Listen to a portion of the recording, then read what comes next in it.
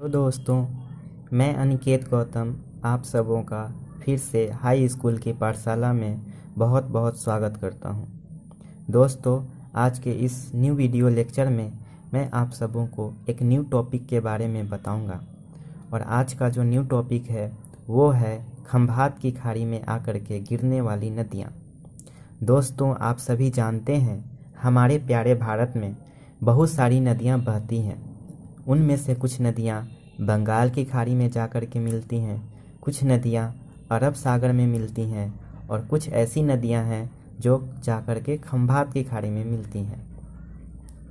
और अक्सर इनसे एग्ज़ाम में प्रश्न पूछे जाते हैं और फिर हमें उस टाइम कन्फ्यूज़न होने लगती है कि कौन सी नदी किस खाड़ी में जाकर के गिरती है या मिलती है। तो चलिए दोस्तों, हम सभी मिलकर आज इस कन्फ्यूज़न को हमेशा के लिए ख़त्म कर देते हैं। दोस्तों, ये मैंने एक भारत का दक्षिणी हिस्सा बनाया है जिसे प्रायद्वीपीय भारत भी कहते हैं। दोस्तों, मैंने इतना ही हिस्सा इसलिए बनाया क्योंकि इसी की ज़रूरत है। ये हमारा प्यारा भारत है जिसका ये दक्षिणी हिस्सा है। ये मेरा क्या है? प्यारा भारत जिसका ये दक्षिणी हिस्सा है, जिसे प्रायद्वीपीय भारत भी बोलते हैं। और ये जो प्रायद्वीपीय भारत है वह तीन ओर से समुद्रों से घिरा हुआ है, तीन ओर बड़ी बड़ी जलराशियों से घिरा हुआ है। एक साइड जो हमारा ये पूर्वी भाग है वो बंगाल की खाड़ी से घिरा हुआ है। जो हमारा दक्षिणी भाग है ये पूरे हिंद महासागर से घिरा हुआ है। और जो भारत का पश्चिमी भाग है ये सारा ये अरब सागर से घिरा हुआ है। इसी कारण इसे प्रायद्वीपीय भारत भी कहते हैं। इसी अरब सागर में दो खाड़ियाँ मिलती हैं, एक है कच्छ की खाड़ी और एक है बंगाल की खाड़ी, खंभात की खाड़ी। दोस्तों, आप जो ये देख रहे हैं ये वाला पोर्शन, यहाँ पे पानी भरा हुआ है। ये हमारा गुजरात है, ये गुजरात स्टेट है जिसको मैंने डॉट डॉट करके आपको दिखाया है। ये गुजरात स्टेट है और इसी गुजरात स्टेट में यहाँ पे जलराशि है और इस पोर्शन में जल भरा हुआ है। और यही जो पोर्शन है इसको बोलते हैं कच्छ की खाड़ी। और हमारा जो नीचे वाला पोर्शन है ये भी पानी से भरा हुआ है और ये जो पानी से भरा हुआ है इसको बोलते हैं खंभात की खाड़ी। तो दोस्तों, आप फिर बोलेंगे कि ये तो अरब सागर है, फिर मैंने इसको कच्छ की खाड़ी और खंभात की खाड़ी क्यों बोला? जो चलिए दोस्तों, मैं आपके इस कन्फ्यूज़न को दूर कर देता हूँ।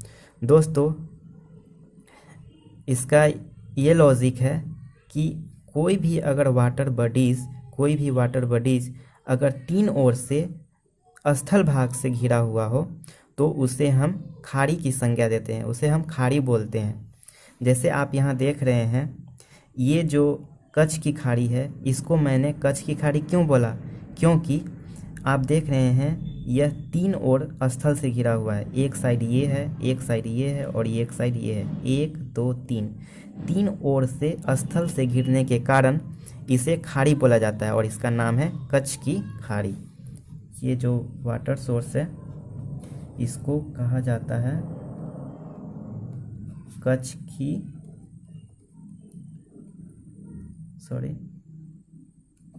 खाड़ी, यानी इसको इंग्लिश में बोलते हैं गल्फ ऑफ कच्छ। और ये जो दूसरा मेरा वाटर बॉडीज है जिसको खंभात की खाड़ी बोलते हैं, इसको खाड़ी मैंने क्यों बोला? क्योंकि आप देख रहे हैं इधर भी लैंड है, इधर भी लैंड है और इधर भी लैंड है, यानी तीन ओर से स्थल से घिरा हुआ है। तो मैंने आपको बताया कि कोई भी वाटर बॉडीज अगर तीन ओर से स्थल से घिरा हो तो उसको खाड़ी बोलते हैं। तो इसीलिए ये तीन स्थल से 1 2 3 तीन साइड से क्या है? पानी से घिरा स्थल से घिरा हुआ है, इसीलिए इसको खाड़ी बोलते हैं और इसका नाम दिया गया है क्या? खंभात की खाड़ी। खंभात की खाड़ी, यानी इसको अंग्रेजी में बोलते हैं gulf of Khambhat, gulf of Khambhat. ये हमारा खंभात की खाड़ी है। अब देखिए दोस्त, आपको यहाँ पे ये कन्फ्यूजन हो सकता है कि कभी कभी ये हो सकता है कि आप कन्फ्यूजन में इसको खंभात की खाड़ी बोल दो और इसको कच्छ की खाड़ी बोल दो। तो इस कन्फ्यूजन को भी मैं आज आपको क्लियर कर देता हूँ। देखिए दोस्त, जैसे आपने क ख ग घ सीखा होगा, तो सबसे पहले क ख ग घ में क्या आता है? क। उसके बाद ख आता है। पहले क ख ग में क्या आता है?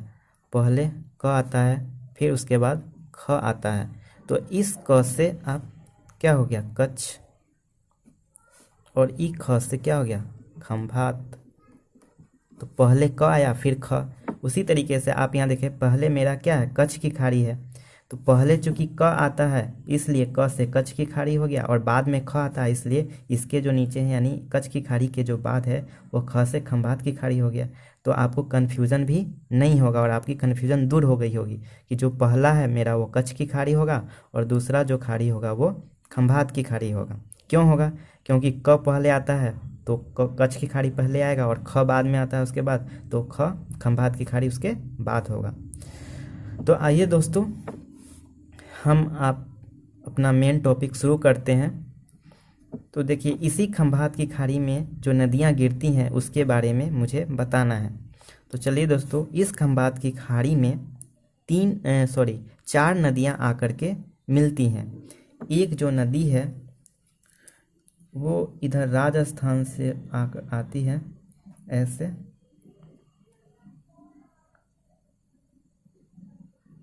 ये जो नदी है ये इसका नाम है साबरमती। इसका जो नाम है वो है साबरमती। जस्ट इसके नीचे से एक और नदी आती है, इसका नाम है, ये भी खंभात की खाड़ी में गिरती है, इसका नाम है माही। एक और नदी इसके नीचे आकर के आती है, वो इधर मध्य प्रदेश से होते हुए गुजरात से आकर के खंभात की खाड़ी में गिर जाती है, इसका नाम है नर्मदा। और इसके नीचे एक छोटी सी और नदी है जो इसी के पैरेलल बहती हुई आती है और ये भी खंभात की खाड़ी में गिर जाती है और इसका नाम है तापी, या कभी कभी इसको ताप्ती भी बोलते हैं। तो ये चार नदियां हैं जो खंभात की खाड़ी में गिर जाती हैं। चलिए दोस्त, ये तो मैंने देख लिया कि खंभात की खाड़ी में चार नदियां आकर के मिल गई, साबरमती, माही, नर्मदा और तापी, अर्थात इसको ताप्ती भी बोलते हैं। और अब हमें इसे याद करना है। हम क्या करते हैं? रटने लगते हैं कि खंभात की खाड़ी में गिरने वाली जो नदियां हैं, साबरमती साबरमती, माही माही, नर्मदा नर्मदा, ताप्ती ताप्ती, ऐसे करके रटते रहते हैं, लेकिन फिर हम कुछ दिन बाद भूल जाते हैं। तो चलिए दोस्तों, एक कहानी के माध्यम से मैं आपको ये याद करा देता हूँ। चलिए दोस्तों, कहानी बहुत ही मज़ेदार है और इसे अच्छे से सुनिएगा, फिर आपको कोई कन्फ्यूज़न नहीं रहेगा। देखिए दोस्तों, ये एक माही नाम की लड़की है। ये क्या है? एक माही नाम की लड़की है जो सुबह उठ गई और अपनी मम्मी से बोलती है कि माँ मुझे नाश्ता दो, माँ मुझे नाश्ता दो। सुबह का समय है और माँ से बोलती है मुझे नाश्ता दो। तो कभी कभी आप जानती हैं माँ गुस्से में भी रहती है, तो माँ गुस्से में थी और माही को बोलती है कि नहीं, नाश्ता नहीं है, ये लो भात, ये कटोरा है और इसमें भात रख करके माँ बोलती है ये लो भात, तुम खा लो। और ये माही रोने लगती है, बोलती है नहीं, मैं भात नहीं खाऊंगी, मैं भात नहीं खाऊंगी, मुझे नाश्ता दो। तो फिर माँ होती है और माही को नाश्ता बना करके दे देती है। अब चूँकि आप जानते हैं लड़कियां बहुत ज़िद्दी होती हैं और जल्दी मानती नहीं हैं लेकिन ऐसी बात नहीं है, मैंने आपको याद करने के लिए बताया, लड़के भी ज़िद्दी होते हैं।